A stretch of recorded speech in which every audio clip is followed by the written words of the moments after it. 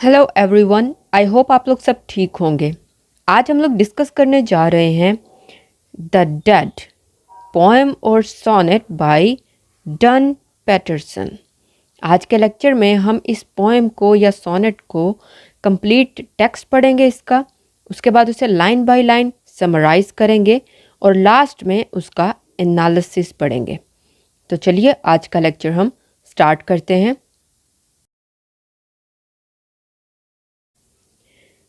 The dead by Don Paterson. Our business, हमारा काम, हमारा ताल्लुक इज़ विद फ्रूट, फलों के साथ है, एंड लीफ और पत्तों के साथ है, एंड ब्लूम और खिलते हुए फूलों के साथ है। Though they speak with more than just the season's tongue, चाहे वो मौसमी तब्दीली से ज़्यादा कुछ बयान करते हैं। द कलर्स, वो रंग, दैट दे ब्लेज, जिनके साथ वो चमकते हैं, फ्रॉम द डार्क लूम, उस स्याह ज़मीन के अंदर से। All have something of the jealous Tang, इसके अंदर छुपा हुआ है हसद से भरा हुआ जायका, ऑफ द डेड, उन जिस्मों का, अबाउट देम, जो इनके अंदर दफन है। What do we know of their part, हम उन दफन जिस्मों के बारे में क्या जानते हैं। इन दिस, इस ज़मीन के अंदर। दो secret brothers of the harrow, इसके अंदर दफन है वो भाई जिन्होंने इस पर हल चलाया। इन्विगोरेटर्स ऑफ द सॉइल, और इस मिट्टी को जान दी। Oiling the dirt so liberally, इतने आज़ादाना तौर पर इसको जान बख्शी। विद देयर एसेंस, इसके अंदर अपनी रूह फूंक कर। देयर ब्लैक मैरो, और अपना स्याह गूदा। But here is the question, लेकिन यहाँ एक सवाल है। Are the flower and fruit, क्या ये फूल और फल, held out to us in love, हमें मोहब्बत से पेश किए जा रहे हैं, और merely thrust up at us, या हमें थमा दिए जा रहे हैं, हम पर फेंक दिए जा रहे हैं। देयर मास्टर्स, उनके हाकिमों की तरफ से। लाइक अ फिस्ट, एक मुट्ठी भर रेत की तरह।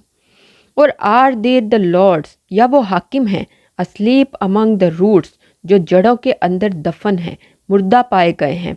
ग्रांटिंग टू अस, हमें अता कर रहे हैं, देयर ग्रेट लार्जेस्ट, अपने बड़े दिल के साथ, दिस हाइब्रिड थिंग, ये मिक्स्ड चीज़, जिसके अंदर पार्ट ब्रूट फोर्स, नफ़रत मिली हुई है, पार्ट म्यूट किस, और मोहब्बत मिली हुई है।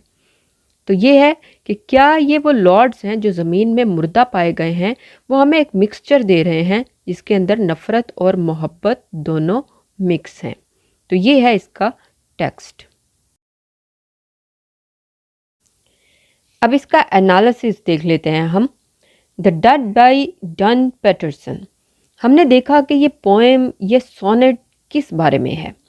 The dead by Don Paterson is a poem about life and death, जिंदगी और मौत के बारे में है ये poem. It is a sonnet written in 14 lines, ये 14 लाइन्स का सोनेट है, जिसके अंदर पहली 8 लाइनें उसे हम ऑक्टेव कहेंगे, और बाकी लास्ट की 6 लाइन्स, इसमें क्वेश्चन रेज किया गया है, उसे हम सेस्टेट कहेंगे, जिसे 6 लाइन्स के एक बंडल को कहते हैं। तो ये एक सोनेट है एक्चुअल में। इसके बाद the poet talks about the beauty of nature and how this beauty is achieved, कि कितनी खूबसूरती से फूल और फल उगते हैं ज़मीन से, लेकिन वो खूबसूरती आती कहाँ से है।